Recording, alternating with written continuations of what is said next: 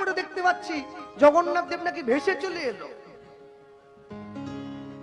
সমুদ্রে। হ্যাঁ, খবর দেখাচ্ছে, লীলা করছে জগন্নাথ। বলরাম সুভদ্রা কই? বলে কাছে উঠে গেছে। সুভদ্রা আর বলরাম, শুধু জগন্নাথ এসেছে। কারণ জগন্নাথ জানে বাংলায় বেশি দিন থাকা দুষ্কর আছে, আমি একা যাই, পরিস্থিতি বুঝে তোদেরকে নিয়ে যাবো, তোরা থাক। হ্যাঁ, আবার এলো এলো, একটা হাত নাই বাংলা। কেন? ও জগন্নাথ তো জানে কদিন পরে এমনি ভেঙে দেবে। এমনি ভাঙবে যখন একা থেকে ভাঙা হয়ে যায়। ভাঙা হাত দিয়ে কি করব? যারা কাছাকাছি লোক, পূর্ব পশ্চিম মেদিনীপুর, ওদেরকে আশীর্বাদ করবো। হাতটা ছোট তো, সামনে হাত, আর যেটা ভালো আছে ওটা দূরের লোকদের আশীর্বাদ, বড় হাত, বুঝলেন? হ্যাঁ, বিরাট ব্যাপার। আমি পুরীতে গেলাম, ওখানকার লোকজন মোটামুটি দেখেছি। কি আবার কৃষ্ণবাবু? আল্লাহ, এই যে জগন্নাথ দেখবো। আর আসুন। কি পুরীতে গিয়ে কি দেখেন? এইখানেই সব। হ্যালো ভাই, বলো কি গো? এইখানে সব। বাহ, সুন্দর হয়েছে, বিরাট মন্দির, আনন্দ বিরাট। আমারও একটা বিরাট গর্ব, জানেন? আহা, আমি যে মেদিনীপুরে থাকি সেই মেদিনীপুরে একটা এত বড় মন্দির হবে, এটা কি কম সৌভাগ্যের কথা? দুঃখ পেলাম তখন। কখন দুঃখ? তখন পেলাম যখন আমি দেখলাম পুরীর জগন্নাথের সঙ্গে দীঘার জগন্নাথের তুলনা হয়ে যাচ্ছে। দুঃখ পেলাম তখন। আপনি আপনার বাড়িতে মন্দির বানিয়ে রাধাকৃষ্ণকে বসাতেই পারেন, কেউ না বলবে না। কিন্তু আপনি যদি বৃন্দাবনে মদন মোহনের সঙ্গে নিজের বাড়ির মন্দিরের মদন মোহনকে তুলনা করেন, দুঃখ হবে তখন। লীলা করবার জন্য ভগবান আমার বাড়িতে আসেন নাই, বৃন্দাবনে এসেছেন। পুরীর জগন্নাথ সাক্ষাৎ চার ধামের মধ্যে একটা ধাম, পুরী ধাম, যা কিন্তু আমাদের দীঘা কোনদিন হতে পারবে না। পুরীকে শ্রীক্ষেত্র বলা হয়। পুরীর জগন্নাথ মন্দির যিনি অভিষেক করে পুজো করে জগন্নাথের চক্ষুটা দান করেছিলেন, জগন্নাথের প্রাণ প্রতিষ্ঠা করেছিলেন, তিনি সাক্ষাৎ চতুর্মুখ ব্রহ্মা। চার মুখে মন্ত্র উচ্চারণ করেছেন, তিনি পুরীর মন্দিরের জগন্নাথের প্রতিষ্ঠাতা। পুরীকে স্বর্গদ্বার বলা হয়। যারা পুরীতে গিয়েছেন শুধুমাত্র মদ খেয়ে সমুদ্রে গড়াগড়ি করার জন্য পুরী যায় কেউ? ভেটকি মাছের চপ খাওয়ার জন্য পুরী যায় কেউ? নতুন বিয়ে করে বউ নিয়ে হানিমুন করার জন্য পুরী যায়? বাঙালির তো বোধ নেই, নির্বোধ বাঙালি। জগন্নাথ শ্রীক্ষেত্রে গিয়ে জীবনের কঠিন কঠিন প্রশ্নের উত্তর পেয়ে যাবেন, যা বিজ্ঞানও মেলাতে পারে নাই। দেখবেন পুরীর জগন্নাথ মন্দিরের যেই প্রান্তে হনুমান বসে আছে পাঁচিলের ওপরে, একদম সমুদ্রের ধারেই। আপনি পাঁচিলটার ওপারে যান, সমুদ্রের গর্জন পাবেন। পাঁচিলটার এপারে আসুন, সমুদ্রের গর্জন শুনতে পাবেন না, কোনো সাড়া নেই। হনুমান নিজে বলেছিলেন সমুদ্রদেবকে, আমার প্রভুর যদি ঘুমের ব্যাঘাত হয় তোমায় কিন্তু আমি খেয়ে ফেলব। সেই জন্য সমুদ্রের শব্দটা পাঁচিল ডিঙিয়ে এপারে আসে না। সেই মাহাত্ম্য এখানে কোথায় পাবেন? প্রত্যেকদিন পুরী ধামে 10,000 মানুষের প্রসাদ রান্না হয় প্রত্যেক দিন। যে বাসনটাতে একবার রান্না হয়ে যায়, দ্বিতীয়বার ব্যবহার করা হয় না, আবার নতুন বাসন ব্যবহার করা হয়। জগন্নাথ দেবের জন্য রান্না করেন সাক্ষাৎ মা লক্ষ্মী। একটা করে 7টা হাঁড়ি উপরে বসিয়ে দেওয়া হয়, নিচেরটা বড়, উপরেরটা একদম ছোট। যেটা উপরে থাকে ওইটা সবার আগে হয়, নিচেরটা সবার শেষে হয়। জগন্নাথ দেবের রান্নার কোনো জিনিস বাজার থেকে কেনা হয় না, সব চাষ করে ফসল ফলিয়ে তৈরি করা হয়, এমনকি ধনে জিরে পর্যন্ত। এমনি এমনি হবে না, মাহাত্ম্য নেই, আপনি চাইলে হয়ে গেল। মনে রাখ, জগন্নাথ দেবের পতাকা হাওয়ার উল্টো দিকে ওড়ে, যেদিকে হাওয়া দিচ্ছে ওর উল্টো দিকে উড়ে যায়। কেন? পুরীর মন্দির দক্ষিণ পশ্চিম দিকে হেলে আছে, সোজা নেই, যার জন্য মন্দিরের ছায়া পড়ে না। সব সময়ের জন্য মনে করতে হয়। আজকে আপনারা হাওড়া জেলার মানুষ তো বসে আছেন তো, হ্যাঁ, এমনি এমনি বসে নেই। এই জায়গাটার নামটা কি বাবা? নবাসন।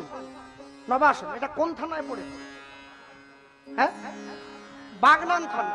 যাক, বাগনান পর্যন্ত আমি চিনি, হুকুমনি, আলতা সিঁদুর, খাদিনা, বাগনান পর্যন্ত চিনি, কিন্তু নবাসন তো আর চিনতাম না, জীবনে প্রথম চিনে নিচ্ছি। যাক, হাওড়া জেলার মানুষ যে রাত্রি 11:30টায় বসে ওই দাঁড়িয়ে কীর্তন শুনছে, এটা মিলিয়ে নেবেন। আমার মেদিনীপুরে যদি রাত্রি 11:30টায় অমিতাভ বচ্চনকে দিয়ে হরিনাম করা, একটা কুকুরও থাকবে নি, পালিয়ে যাবে। মাইকেলের কথা আর বলছি নি কেন, ওকে তো বসে থাকতে হবে, ওকে ভাড়া নিতে হবে, ও তো দেবে। তাও আপনারা আছেন বলে বসে আছেন, নাহলে ওখানে মাদুর পেতে শুয়ে পড়তো। বড় গান শেষ হলে বলবেন, মাইক খুলে দেবো, শেষ। হাওড়া জেলায় বসে আছে কেন বলুন? এই যে বসে দাঁড়িয়ে কীর্তন শুনছেন রাত্রি 11:30টা পর্যন্ত, এটা আমার মহাপ্রভুর দান, এটা মহাপ্রভুর দান। কই মেদিনীপুরে শুনে না তো, মেদিনীপুরে শুনে না। খুব যদি যত বড় কীর্তনই আসুক, শেষ টাইম রাত্রি 10টা, 6টায় তুলতে হবে, 10টায় কীর্তন শেষ, মানুষে প্রসাদ পাবে, ঘরে গিয়ে ঘুমোবে, সকাল থেকে কাজে যাবে। মনে রাখবেন, ভক্তমন্ডলী, ভক্তিমতী মাতৃবর্গ সব সময়। জমিদার কৃষ্ণনন্দ দত্ত এবং তার পরিবার নিতাই গৌরকে আহ্বান জানিয়েছিলেন নবদ্বীপ থেকে। নিতাই গৌর এসেছেন, জমিদারের কথা শুনে আকুলতায় এসেছেন, ব্যাকুলতায় এসেছেন, চোখের জলে ছুটে এসেছেন ভগবান। নিতাই গৌরের চরণধুলি ওই গ্রামে পড়েছিল বলে জমিদার কৃষ্ণচন্দ্র দত্ত ওই গ্রামটার নাম দিয়েছিলেন আনন্দধুলি। ওই আনন্দধুলি নামটাই বর্তমানে ছোট হয়ে নাম হয়েছে আন্দুল, যেটা হাওড়া জেলাতে পড়ে। আমার মেদিনীপুর নয় কিন্তু, হাওড়া, আন্দুল। নিতাই গৌর দুদিন ছিলেন, গ্রামের মা বোনেরা নিতাই গৌরকে বিদায় দিচ্ছে, চোখের জলে বুক ভাসিয়ে। ভগবান চলে যাচ্ছে, শঙ্খ বাজিয়ে বড় রাস্তায় তুলে দিয়েছে নিতাই গৌরকে। যেইখানে দাঁড়িয়ে মা বোনেরা শঙ্খ বাজিয়ে নিতাই গৌরকে বিদায় জানিয়েছিল, জায়গাটার নাম হচ্ছে সাকরাইল, ওটাও হাওড়া জেলাতে পড়ে। মহাপ্রভু স্নান করতে গিয়ে গঙ্গার যে ঘাটে পা পিছলে পড়ে গেলেন, ওটা পিছলদহের ঘাট, ওটাও হাওড়া জেলাতেই পড়ে। হ্যাঁ, শ্যামপুরের কাছে। মনে রাখবেন, এই যে কৃপা পেয়েছেন না, বাবা যদি ব্যাংকে 2 লাখ টাকা রেখে যায়, তারপরে ছেলে রেখেছে 1 লাখ, 3 হয়ে গেছে, ছেলে লাফাচ্ছে, বলে আমার ব্যাংকে 3 লাখ আছে। তুই রেখেছিস নাকি? বাবা রেখেছে, তুই সুদ তুলে খাচ্ছিস, ফুটনি করতেছিস। নিজে রেখে দেখ, তাহলে বুঝবি কত ধানে কত চাল। ওই যে মহাপ্রভু ভক্তি রেখে গিয়েছে, আপনারা সেইটা তুলে ভোগ করছেন। হ্যাঁ, আজকে কমিটির ভাইগুলোকে বলছে, এত রাত্রে তোমরা আসর দিচ্ছ, এই ভালো কীর্তনীরা আসতে চাইবেনি ভাই, একবারের জন্য বললো না আসরটা বন্ধ করে দেবো। ওরা আলোচনা করছে উল্টা, আমি তো বসে শুনছি। কি বলছে বলুন তো? তাহলে আগামী থেকে সিদ্ধান্ত পাল্টাও, 2টো কীর্তনীয় বাদ দাও, একটা কীর্তনীয় রাখো, 8টার থেকে তোলো, 12টায় শেষ করে বাড়ি চলে যাও। মানে বলছে না যে বন্ধ করে দেবো। আমার মেদিনীপুর হলে বলতে বন্ধ করতে পারতে, স্যার লোক যখন শুনবে না বন্ধ করে কি হবে? মনে রাখবেন, ঈশ্বরের প্রতি অনুরাগ সকলের থাকে না, থাকে না। শিক্ষা যদি নাঙল চালায়, মূর্খ যদি করে দেশের শাসন, অনিবার্য হবে ভাই এই সমাজের পতন। সবাইকে সব জায়গার জন্য মানায় না। হ্যাঁ, ছোটবেলায় পড়াশোনা করতে গিয়ে দেখেছি, ছোটবেলায় পড়াশোনা করতাম, পড়াশোনা করে যে গাড়ি ঘোড়া চড়ে সে, এখন দেখছি পড়াশোনা করেনি যে টিপ ছাপ দিচ্ছে, বড় বড় গাড়ি নিয়ে ঘুরছে সে। হ্যাঁ, সবসময় মনে রাখবে, যার টাকা নেই সে ভগবানকে ডাকছে, আমায় টাকা দাও আমি খেয়ে একটু বাঁচি। যার টাকা আছে সে তো টাকা বাথরুমে রেখে দিয়েছে, জেলে বসে, সে ভগবানকে আমার জেল থেকে ছাড়ি দাও। ভগবান চিন্তায় পড়ে গেছে, কিরে তোকে দেইনি তুই ডাকছিস, ওকে দিয়েছি আমি ও ডাকছে। আমরা ভগবানকে বলি একটু টানে রেখো, তার টানে রাখলে তোমার দিকে টান থাকবে। হ্যাঁ, বৈষ্ণব মহাজন লিখছেন, সকলকে নাম দিলে আমি বাদ পড়ে গেলাম। কেন বলছি বলুন তো? নবাসন গ্রামে যে বড় বাজারটা আছে, যদি দেখতে পান নবাসন গ্রামে হঠাৎ করে বড় বাজারের ওপরে সোনার দোকান বেড়ে যাচ্ছে পরপর পরপর, তাহলে বুঝবেন গ্রামের মানুষ টাকা প্রচুর হয়েছে। যদি দেখতে পান নবাসন গ্রামে চায়ের দোকান বাড়ছে, বাজারে প্রচুর, প্রত্যেকটা দুটো চায়ের দোকান ছিল, আবার একজন করছে, আবার একজন করছে, তাহলে বুঝবেন নবাসন গ্রামের মানুষ অসৎসঙ্গ করতে বড় ভালোবাসে। যদি হঠাৎ করে দেখতে পান নবাসন গ্রামে বড় বাজারটার উপরে পরপর ফলের দোকান বাড়ছে, তাহলে বুঝবেন গ্রামের মানুষ বড় স্বাস্থ্য সচেতন, তাই ফল খাচ্ছে। আর যদি দেখেন গ্রামের মানুষ সন্ধ্যেবেলায় করে বাড়ির দরজায় খোল করতাল নিয়ে হরিনাম করছে, তাহলে বুঝবেন নবাসন গ্রামের মানুষের অন্তরে ভক্তি আছে। চলে যায় ছোট্ট করে গৌরচন্দ্রিকা শুনলাম, লীলা মাধুর্যের মধ্যে প্রবেশ করি। বলতে গিয়ে বলবো, আমি আগেই বলেছিলাম আমার বাড়ি হচ্ছে পশ্চিম মেদিনীপুর। পশ্চিম মেদিনীপুরের একদম শেষ, যাকে জঙ্গলমহল বলে না। এই পশ্চিম মেদিনীপুর জেলাটা শেষ হয়ে গেলে একটা জেলা পড়ে, জেলাটার নাম হচ্ছে বাঁকুড়া জেলা। মেদিনীপুর শেষ, বাঁকুড়া শুরু, তারপরে বীরভূম, তারপরে পুরুলিয়া। আপনি যত ওইদিকে যাবেন সব উঁচু উঁচু জায়গা, লাল মাটির জেলা, আর প্রচন্ড গরম, জলের খুব সংকট। এমনিতেই শালবনী গেলে দেখুন ভালো চাষ হয় না, জল নেই, মানে উঁচু জায়গা। এক প্রচন্ড 3 ঘন্টা ধরে বৃষ্টি হচ্ছে, বৃষ্টি থামার সঙ্গে সঙ্গে দেখবেন জল টেনে গেছে, জল নেই। ঝাড়গ্রাম ওইদিকে গেলে দেখতে পাবেন। এই যে বাঁকুড়ার জেলাটা আছে, খড়গপুর থেকে ট্রেন ধরেও যাওয়া যায়, মেদিনীপুর থেকে শালবনী হয়েও এক রোড একদম চন্দ্রকোনা হয়ে চলে যাওয়া যায়। এই বাঁকুড়া জেলাতে একটা বিখ্যাত গ্রাম আছে, যে গ্রামটার নাম হচ্ছে বিষ্ণুপুর। অনেকে ঘুরতে যায়, অনেকে কাজে গিয়েছেন, অনেকে নামও শুনেছেন কিনা আমি জানি না। আপনি যখন বিষ্ণুপুরে যদি কোনোদিন যান, গেলে দেখবেন রাস্তার উপরে বড় একটা সাইনবোর্ড দেওয়া আছে, ওখানে লেখা আছে আপনি ঐতিহাসিক বিষ্ণুপুরে প্রবেশ করছেন। আপনি গ্রামে ঢুকবেন, গ্রামে ঢোকার সঙ্গে সঙ্গে দেখবেন রাস্তার দুদিকে গ্রামের মা বোনেরা বসে আছে, পোড়া মাটির তৈরি জিনিস বিক্রি করছে। মাটির শঙ্খ, মাটির কড়া, মাটির খুন্তি, মাটির হাড়ি, বিষ্ণুপুরের তৈরি পোড়া মাটির জিনিস গোটা জগৎ বিখ্যাত, সকলে জানে। আর এই বিষ্ণুপুরে ভগবানের একটা বিগ্রহ আছে, এটা কিন্তু কৃষ্ণ, দেখেছেন তো? কেন? কৃষ্ণের গায়ের রং কাঁচা সোনার মতো। আর এই ভগবানের আরেকটা বিগ্রহ আছে যাকে মদন মোহন বলা হয়। মদন মোহনের গায়ের রং কুচকুচে কালো, বড় বড় টানা চোখ, একদম কুচকুচে কালো, আর হাতে বাঁশি নিয়ে দাঁড়িয়ে আছে ভগবান মন্দির। আশ্চর্য কি, আসতে কথা না, আশ্চর্য কি জানেন? বিষ্ণুপুরে যে মদন মোহন দাঁড়িয়ে আছে, আজকে 500 বছরের বেশি হয়ে গেল, একই আসনে একইভাবে দাঁড়িয়ে আছে।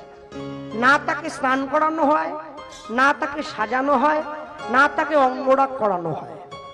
আপনি যদি কালকে সকালে গিয়ে মদন মোহনকে দর্শন করেন, আপনি দেখে ভাববেন এইমাত্র বাজার থেকে একটু কিনে এনে বসিয়ে দিয়েছে। এটাই তার মহিমা। ঈশ্বরের মহিমা সকলে বুঝবে না, ভগবানের মহিমা কোনোদিন তর্ক করে হৃদয়ঙ্গম করা যায় না। ভক্তি দিয়ে, যুক্তি দিয়ে পণ্ডিত হওয়া যায়, যুক্তি দিয়ে তার্কিক হওয়া যায়, যুক্তি দিয়ে জ্ঞানী হওয়া যায়, যুক্তি দিয়ে কোনোদিন ভক্ত হওয়া যায় না। পয়সা দিয়ে বাড়ি তৈরি করা যায়, পয়সা দিয়ে শান্তি কেনা যায়? পয়সা দিয়ে অনেক দামি একটা ঘড়ি কেনা যায়, সময় কোনোদিন কিনতে পাওয়া যায় না। পয়সা দিয়ে বড় একটা পালঙ্ক কেনা যায়, ঘুম কোনোদিন কিনতে পাওয়া যায় না। পয়সা দিয়ে অনেক দামি দামি সোনার গয়না কিনে গায়ে পরা যায়, দেহের সৌন্দর্য কোনোদিন কিনতে পাওয়া যায় না। আর পয়সা দিয়ে ভালো ভালো বই কেনা যায়, বিদ্যা কোনোদিন কিনতে পাওয়া যায় না। পয়সা দিয়ে ভালো মানুষ সাজার জন্য দামি দামি কাপড় জামা পরা যায়, মনুষ্যত্ব কোনোদিন কিনতে পাওয়া যায় না, ওটা অর্জন করে নিতে। হরি বল, হরি বল। যার জন্য দেখবেন বলা হয়েছে, সন্ধ্যে মানুষ ভাই, সবার উপরে মানুষত্ব তাহার উপরে নাই। আপনাদের হাওড়া জেলার দিকে আছে কিনা জানি না, আমাদের মেদিনীপুরের দিকে কিন্তু প্রচন্ড শেয়াল আছে। গ্রামগঞ্জের লোক তো, এটা টাউন, আমাদের কিন্তু টাউন না, আমাদের ডাউন, নিচের দিকে শেয়াল। আচ্ছা আচ্ছা, আমাকে বলুন তো, যারা জ্ঞানী গুণীজন বসে আছেন, শেয়াল বেশি চালাক না কুকুর বেশি চালাক? শেয়াল।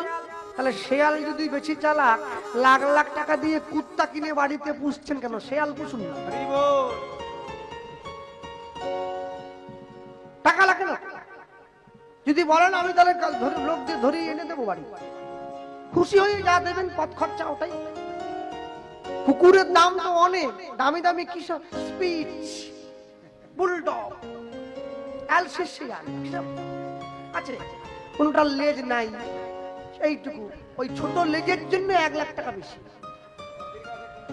হ্যাঁ, কোনটার গায়ে বড় বড় চুল, তার জন্য আরো 1 লাখ। আমি অবাক হয়ে যাই, মানুষে বাবা মায়ের সেবা করে না, কুত্তা পুষতেছে। কুত্তা পুষতে পুষতে কলিকালের লোক সব কুত্তা হয়ে গেছে, কুকুরের মতো রাস্তায় ঘুরে বেড়াচ্ছে, কুকুরের মতো মারামারি করছে। কুকুর যেরকম খায় সেরকম খাচ্ছে, কেড়ে খেয়ে নিচ্ছে, কুকুরের মতো মনোভাব। হ্যাঁ, কেন? বলে কুকুর বুকে দিয়ে ঘুমায় মানুষ, কুকুরের হৃদয়ের সঙ্গে মানুষের হৃদয় এক হয়ে গেছে। কুকুর পুষবেন, ক্ষতি নেই, কিন্তু মনে রাখবেন, কুকুর যেন বাড়ির ভেতরে না আসে, বাড়ির বাইরে থাকবে।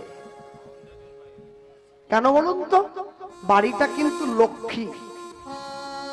আপনি ঠাকুরের আসন পেতেছেন, লক্ষ্মীর ঘট পেতেছেন, সবাই যে নিরামিষ খাচ্ছেন আমি তা বলবো না, নিরামিষ চলা নাও খায়, লক্ষ্মীর আসন কিন্তু বাড়িতে একটা আছে। বৃহস্পতিবার ঠাকুর মশাই আসে, পুজো হয়।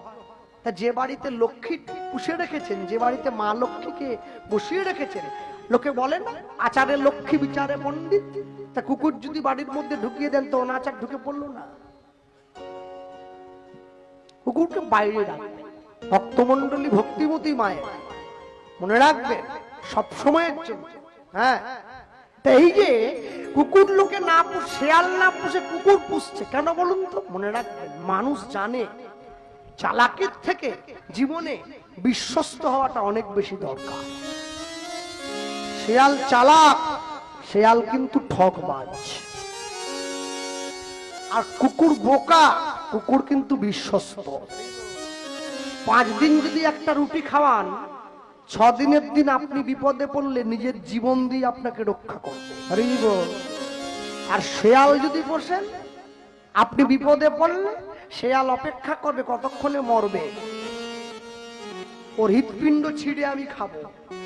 কারণ মানুষের হৃৎপিণ্ড মিষ্টি হয়, মানুষ দই খায় না, হৃৎপিণ্ডটা ভালো। হ্যাঁ, ভক্তমন্ডলী ভক্তিমতী মায়ের। এই যে বিষ্ণুপুরে যে ভগবান আছে, তাকে মদন মোহন বলে সকলে জানেন। আপনার হরিসভায় বসে সাধুগুরু বৈষ্ণব ভক্ত সমীপে আস্বাদিত গীত লীলা মানুষের পরিবেশন হবে বাঁকুড়া বিষ্ণুপুরে লীলা পুরুষোত্তম মদন মোহন। আরেকটা কথা বলি, এই যে মায়েরা কোথায়, ওই পুতোর মতো বসে থাকলে হবে না।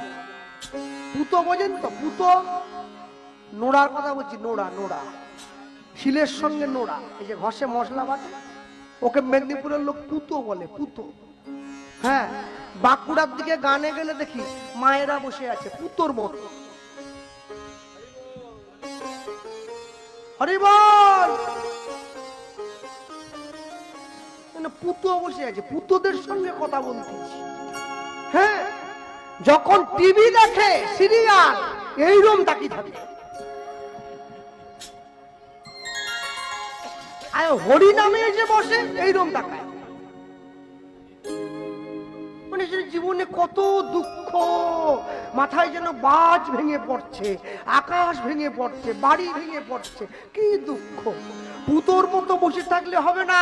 মহাজন প্রথমেই লিখেছেন বিষ্ণুপুরে ছিল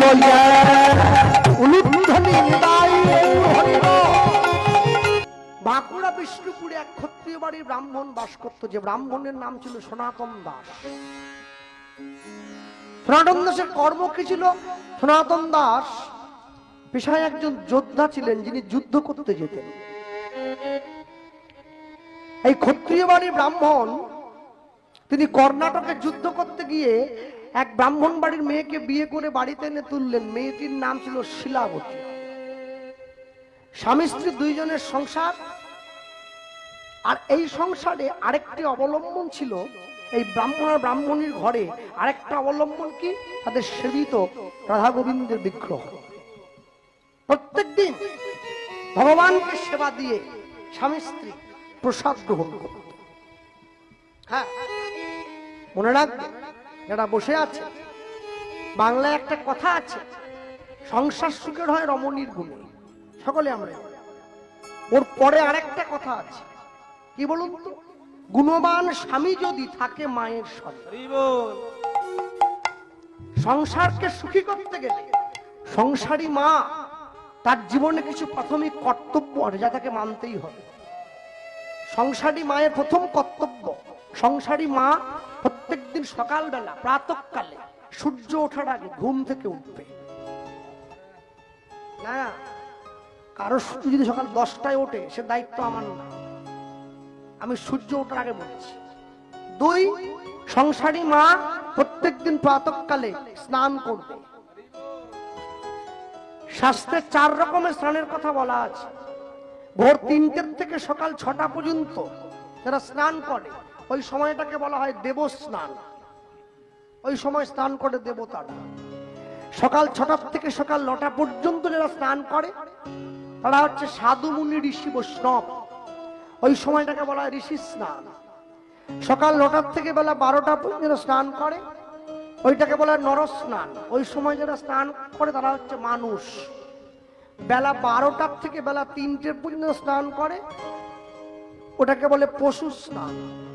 যারা ওই সময় চান টান করে ওটাকে বলে পশু। না, ওটা আপনারা ঠিক, আমি ওটা বলবো না। এখানে সবাই ভালো, এসব ভালো। হ্যাঁ, 2, 3, সংসারী মা প্রত্যেক দিন ভগবানকে ভোগ দিয়ে তারপরে প্রসাদ পাবে। গীতায় ভগবান বললেন, যে আমাকে না দিয়ে খায় সে চোর, চুরি করে খায়। তাহলে আমার যদি বাড়িতে একটা রুই মাছের মুড়ো রান্না হয়, ভোগ দেব? মানে আগেই চোর সেজে গেল। হ্যাঁ, মুসলমানদের ধর্মগুরু হযরত মুহাম্মদ তার মুসলিম ভাইদেরকে বললেন, আমি আল্লাহ নই, আল্লাহর দূত। খ্রিস্টানদের ভগবান যীশু খ্রিস্ট তার খ্রিস্টান সন্তানদেরকে বললেন, আমি ঈশ্বর নই, ঈশ্বরের সন্তান। কুরুক্ষেত্রের মাঠে গিয়ে ভগবান শ্রীকৃষ্ণ অর্জুনকে বললেন, আমি স্বয়ং ভগবান। হরি বল।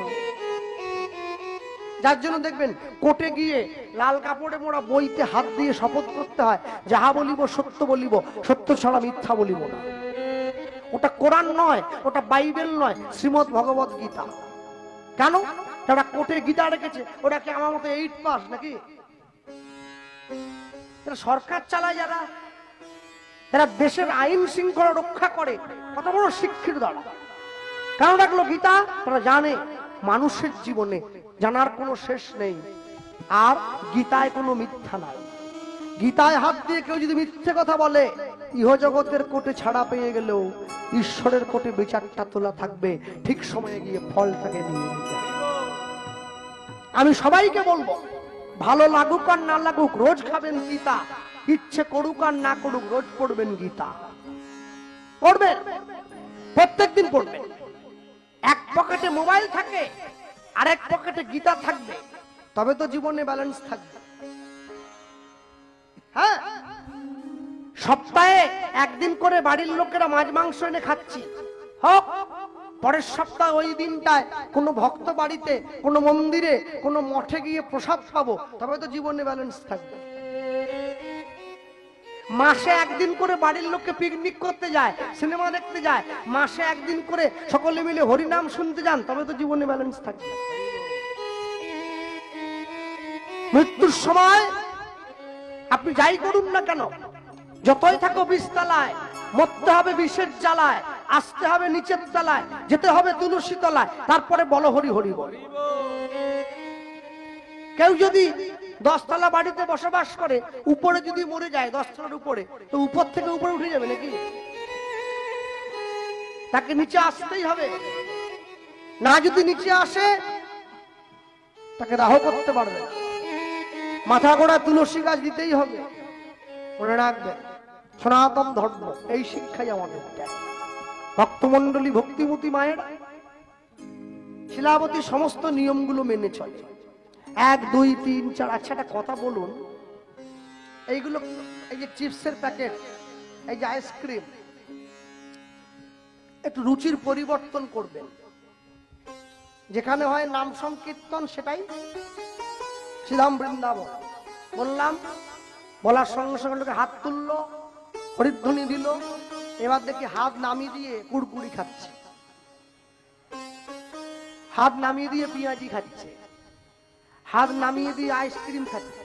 বৃন্দাবন চপ পেঁয়াজি খাওয়ার জায়গা। তাহলে মুখে বললে কি করে হবে? একটু হাতে কাজটা করে দেখা। হরিনামের আসনে বসে কিছু খাবেন না, কিছু বাচ্চাকে কিনে দেবেন না। কিছু খেতেই হয়, উঠে যাবেন, খাবেন, হাত মুখ ধোবেন, আবার এসে বসবেন। আর কমিটির ভাইদেরকে বলবো, আগামী বছর থেকে আমি আসি আর না আসি, একটা সিস্টেম আনবো হরিনামে। কি সিস্টেম? তোমরা এত লক্ষ টাকা খরচা করছো, আর 500,000 টাকা খরচা করে 1000 প্লাস্টিক কিনবে, কালো পলিথিন। যত লোক ওইখান থেকে আসবে, প্রত্যেকের হাতে দেবে, প্রত্যেকে জুতো খুলে পলি ব্যাগে ঢুকিয়ে, পলি ব্যাগটা গাঁট দিয়ে বেঁধে হরিনামের আসনে এসে বসবে। আসর থেকে বেরিয়ে যাবে, পলি ব্যাগ হাতে নেবে, বাইরে যাবে, পলি ব্যাগ ফেলে দিয়ে জুতো পরে যার বাড়িতে ফিরে যাবে।